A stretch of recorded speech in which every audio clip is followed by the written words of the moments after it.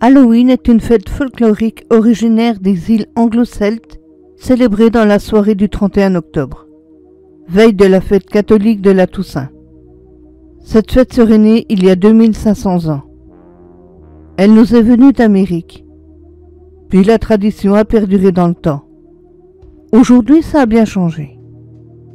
Les enfants se déguisent, les adultes préparent les confiseries pour accueillir les jeunes, affublés de leurs déguisements, tous plus terrifiants les uns que les autres. L'automne est une période particulièrement belle. Les feuilles de différentes couleurs font leur apparition, laissant la place à une magnifique transition hivernale. Nous sommes dans un petit village montagneux dont je tairai le nom.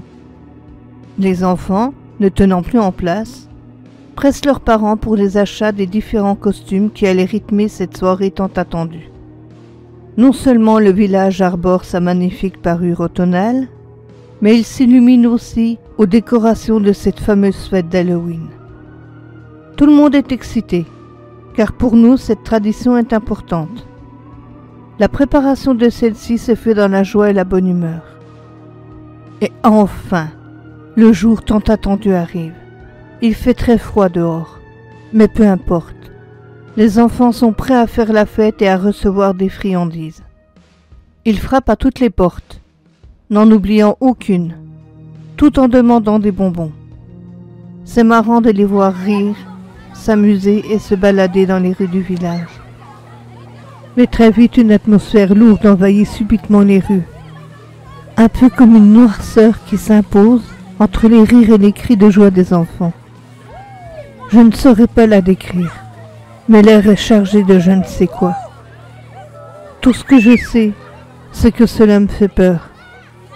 Un homme d'une vingtaine d'années court avec son petit garçon. Lorsque celui-ci s'écroule à terre, se tenant la poitrine fermement. La foule autour tombe sous une incompréhension totale, se demandant ce qui se passe.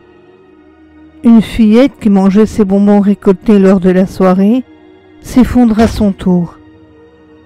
Les gens se regardent, se demandant s'ils ne seront pas les prochains. L'incompréhension laisse place maintenant à la terreur. Un homme avec une fausse hache la laisse tomber par mégarde. Une jeune fille qui court le bouscule sans le vouloir. L'homme tombe sur la hache, sur la partie tranchante, qui était mystérieusement devenue réelle. Le pauvre homme est mort d'un choc hypovolémique, énorme perte de sang.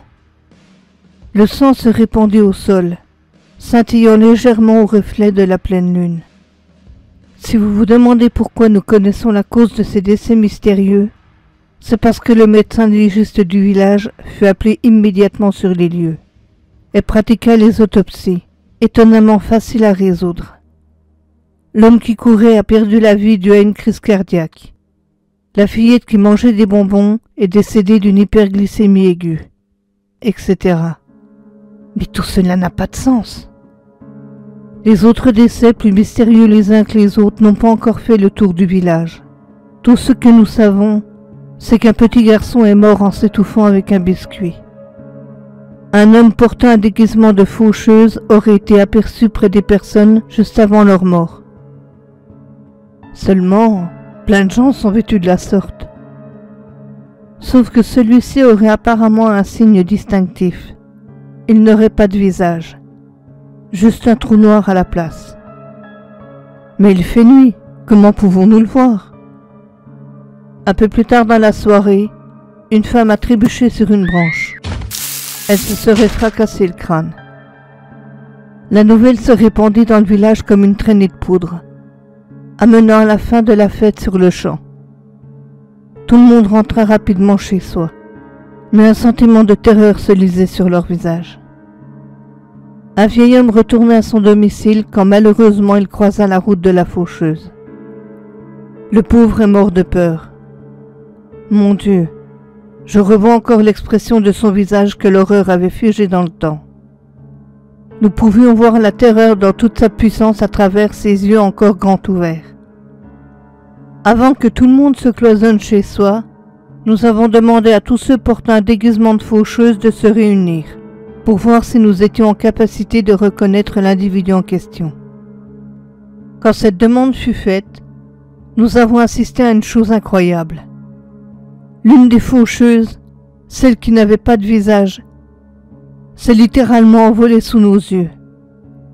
Ce soir-là, nous pouvons dire que la vraie faucheuse s'était invitée à notre fête d'Halloween, emmenant avec elle les âmes qu'elle avait sélectionnées sans aucune compassion de sa part. Les choses, ainsi que les gens, ne seront jamais plus comme avant.